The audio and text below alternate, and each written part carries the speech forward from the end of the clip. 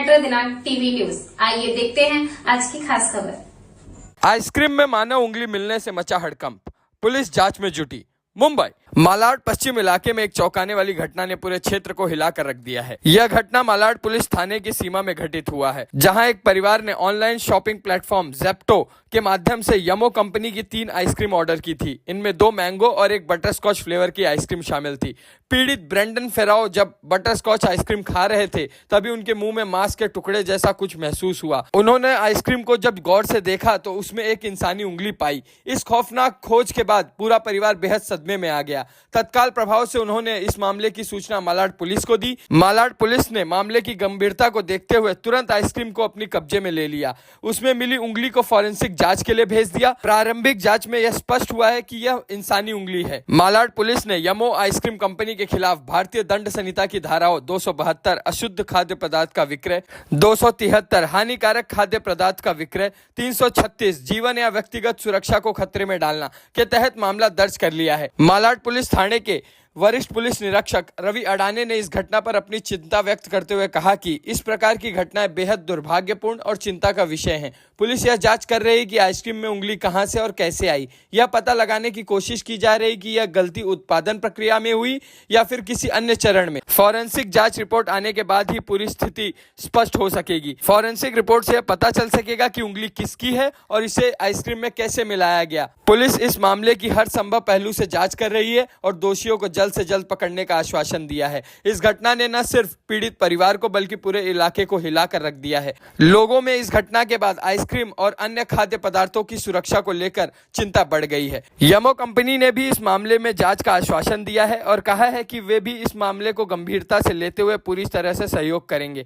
आगे की जांच और फॉरेंसिक रिपोर्ट के आने के बाद ही इस रहस्यमयी और भयानक घटना की पूरी सच्चाई सामने आ सकेगी। तब तक मालाड पुलिस मामले की हर एंगल से जांच कर रही है ताकि भविष्य में इस प्रकार की घटना दोबारा ना हो सके। आइए देखते हैं मेट्रो दिनांक टीवी न्यूज पर इस मामले पर पीड़ित ब्रेंडन फेराओ और मालाड पुलिस थाने के वरिष्ठ पुलिस निरीक्षक रवि अडाने ने क्या कुछ कहा इस रिपोर्ट में। मेरा नाम ब्रेंडन फेराओ है और मैं एक MBBS डॉक्टर हूँ। तो बेसिकली कल मैंने एक ऐप से 3 आइसक्रीम मंगवाए थे, कोन आइसक्रीम, और इसमें से एक बटरस्कॉच आइसक्रीम था यमो ब्रांड का।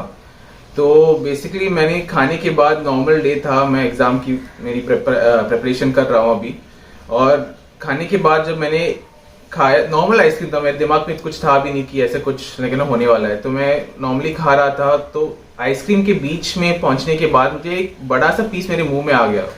तो मुझे लगा कि कभी कभी आइसक्रीम में एक बड़ा सा कोई नट रहता है या ऐसे चॉकलेट का पीस रहता है, तो लकीली मैंने उसको निकल नहीं लिया। तो मैंने निकाला तो मुझे लगा कि पहले कुछ तो भी कार्टिलेज जैसा लग रहा था। तो मैंने देखा कि मे बी किसी ऐसी चिकन का कुछ तो कार्टिलेज का पीस नहीं है। बट जब मैं एक्चुअली डॉक्टर हूँ तो मुझे पता है कि ह्यूमन बॉडी का पीसेस कैसे दिखता है। और जब मैंने अच्छे से देखा उसको, मुझे एक नाखून दिखा उस पे, और नीचे का ऐसे फिंगरप्रिंट के निशान भी दिख रहे थे मुझे, और वो ऐसे थंब का एक पीस लग रहा था। तो मैं ऑलमोस्ट कांप गया था, मुझे ऐसे ट्रॉमेटाइज हो गया कि ऐसे कैसे हो सकता है। तो मैंने जल्दी से उसको आइस में रखा है और उसको प्रिजर्व किया। तो मुझे वो ऐसे पुलिस को दिखा सकता हूँ कि ये कुछ और भी हो सकता है, कि नेग्लिजेंस हो सकता है, कि किसी का मर्डर का हो सकता है, कि पता नहीं है आजकल क्या क्या होता है। कल ये खाने के बाद मैंने बिल्कुल भी, मेरे मुंह से एक भी निवाला नहीं जा रहा था। मैं खाना के बारे में सोच भी नहीं पा रहा था कि ऐसे किसी का, मेरा टंग के ऊपर ऐसे कुछ नमनेस फील हो रहा था मुझे, कि ऐसे एक पीस ऐसे कैसे मेरे मुंह, किसी ह्यूमन बीइंग का पीस ऐसे मेरे मुंह में चला गया। वो भी वो एक मैंने वो पैकेट पे देखा, एक महीने पहले का था वो, और वो एक महीने वो आइसक्रीम में रहा, फिर मेरे मुंह में चला गया। वो जो बिगर पिक्चर है कि वो जो आइसक्रीम का बैच है उसमें कितने लोगों के पास गया रहेगा, वो ब्लड जो रहेगा उस 8% का, वो कितने आइसक्रीम में मिक्स हो गए।